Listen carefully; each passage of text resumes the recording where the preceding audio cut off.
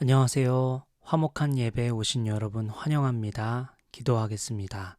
하나님, 오늘도 주님 앞에 가까이 나아갑니다. 예배할 수 있도록 인도하여 주시니 정말 감사합니다. 아버지, 오늘 이 말씀 붙들고 하루를 시작합니다. 이 말씀이 오늘 하루를 인도하게 하여 주옵소서. 예수님의 이름으로 기도드립니다. 아멘. 오늘 말씀은 사도행전 6장 8절부터 15절까지의 말씀입니다. 스데반은 은혜와 능력이 충만해서 백성 가운데서 놀라운 일과 큰 기적을 행하고 있었다. 그때 구레네 사람과 알렉산드리아 사람과 길리기아와 아시아에서 온 사람으로 구성된 이른바 리버디노 회당에 소속된 사람들 가운데에서 몇이 들고 일어나서 스데반과 논쟁을 벌였다. 그러나 스데반이 지혜와 성령으로 말하므로 그들은 스데반을 당해낼 수 없었다.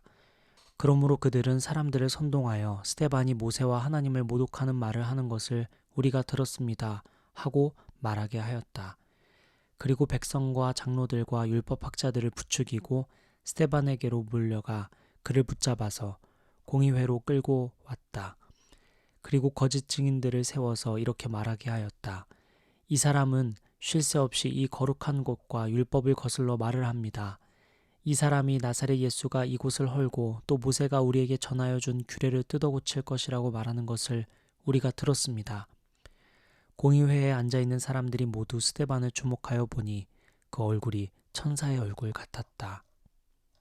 오늘 제가 좋아하는 성경인물 스데반이 등장합니다. 스데반은 당시 성도들이 뽑은 7명 중 한 명입니다. 그리고 스데반을 포함한 7명은 사도들의 안수로 직분을 받아 세워집니다. 7명의 사람 중 특별히 스데반은 믿음이 좋았던 것 같습니다. 그리고 성경은 그를 믿음뿐 아니라 성령이 충만한 사람이라고 설명합니다. 성경은 또 다른 표현으로 스데반을 소개하는데요. 오늘 본문 8절을 보겠습니다. 스데반은 은혜와 능력이 충만해서 백성 가운데서 놀라운 일과 큰 기적을 행하고 있었다. 믿음이 분명하고 성령 충만한 스데반은 은혜와 능력이 충만했다고 합니다.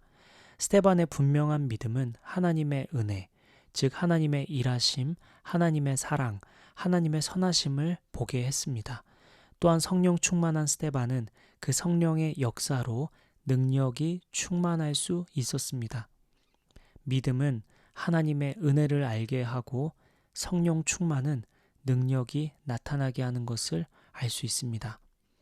이 스데반 주변으로 사람들이 몰려듭니다. 백성 가운데서 놀라운 일과 큰 기적을 스데반이 보여줬기 때문입니다. 그런데 그때 오늘 본문 9절을 보니까 리버디노 회당에 소속된 사람들이 스데반과 논쟁을 벌입니다. 이들은 예수님이 하나님의 아들이심을 믿지 못하는 유대인들입니다. 하지만 성령 충만한 스데반을 당해내지 못하죠. 리버디노 사람들은 전략을 바꿉니다. 오늘 본문 11절을 보겠습니다. 그러므로 그들은 사람들을 선동하여 스데반이 모세와 하나님을 모독하는 말을 하는 것을 우리가 들었습니다 하고 말하게 하였다. 스데반이 모세와 하나님을 모독했다고 거짓 소문을 퍼뜨린 것이죠. 그리고 리버디노 사람들은 백성과 장로들과 율법학자들을 부추겨 스데반을 붙잡아 공의회로 끌고 갑니다. 정말 사악한 사람들이죠. 그 공의회에서 거짓 증인들을 세우게 됩니다. 오늘 보면 13절부터 14절을 보겠습니다. 이 사람은 쉴 새 없이 이 거룩한 곳과 율법을 거슬러 말을 합니다. 이 사람이 나사렛 예수가 이곳을 헐고 또 모세가 우리에게 전하여 준 규례를 뜯어 고칠 것이라고 말하는 것을 우리가 들었습니다. 리버디노 사람들은 스데반이 모세와 하나님을 모독했다고 소문을 퍼뜨린 후에 법정에 세웁니다. 그리고 거짓 증인들을 세워 말을 하게 하는데 이미 스데반은 하나님을 모독했다는 죄명으로 세워졌기 때문에 죽을 수밖에 없죠. 당시 법으로 하나님을 모독하는 것은 사형에 해당하는 죄였습니다. 자, 오늘 본문 마지막 본문이죠. 15절 읽겠습니다. 공의회에 앉아있는 사람들이 모두 스데반을 주목하여 보니 그 얼굴이 천사의 얼굴 같았다. 사람들이 자신을 죽이려고 하는데 천사의 얼굴을 하고 있습니다. 스데반이 천사의 얼굴을 하는 이유가 있어요. 스데반이 법정으로 끌려가는 장면으로 한번 잠깐 다시 돌아가 보겠습니다. 스데반은 장로들과 율법학자들에게 붙들려 공의회로 끌려가고 있습니다. 리버디노 사람들이 퍼뜨린 거짓 소문을 사람들은 믿었죠. 많은 사람들이 스데반이 하나님을 모독했다고 생각했습니다. 스데반이 공의회로 끌려가는 길에 사람들은 어떻게 했을까요? 스데반을 향해 침을 뱉고 욕을 하고 물건을 던지기도 했을 것입니다. 신성 모독은 민감한 문제였기 때문에 분명히 스데반을 향한 비난들이 쏟아졌겠죠. 그렇게 끌려가는 길에 스데반은 기시감을 느낍니다. 사람들이 비난하는 소리, 결박된 나의 손, 공의회로 끌려가는 그 길이 무언가 익숙합니다. 어디선가 들어본 상황이죠. 마가복음 한번 볼까요? 13장 9절, 13절입니다. 예수님이 이렇게 말씀하세요. 너희는 스스로 조심하여라. 사람들이 너희를 법정에 넘겨줄 것이며 너희가 회당에서 매를 맞을 것이다. 또 너희는 나 때문에 총독들과 임금들 앞에 서게 되고 그들에게 증언할 것이다. 13절이요. 너희는 내 이름 때문에 모든 사람에게서 미움을 받을 것이다. 그러나 끝까지 견디는 사람은 구원을 받을 것이다. 스데반은 생각했어요. 내가 지금 예수님이 가신 길을 걷고 있구나. 예수께서 법정에 서신 것처럼 나도 그 자리에 서게 되겠구나 생각했던 것 같아요. 예수께서 가신 길을 나도 걸어가고 있음을 깨닫는다면, 내가 지금 가고 있는 길이 예수께서 가신 길임을 깨닫는다면 어떨까요? 오늘 스데반의 얼굴을 보십시오.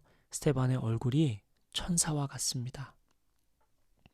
여러분, 우리 그리스도인들은 흔히 이런 말을 하곤 하죠. 예수님 따라가고 싶다. 예수님 닮고 싶다. 이렇게 말하곤 하죠. 그런데 예수님은 어떤 길을 가셨습니까?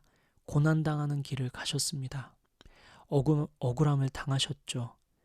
그러니 우리도 고난당할 수 있습니다. 우리도 억울함 당할 수 있습니다. 말씀 하나 더 보고 마치죠.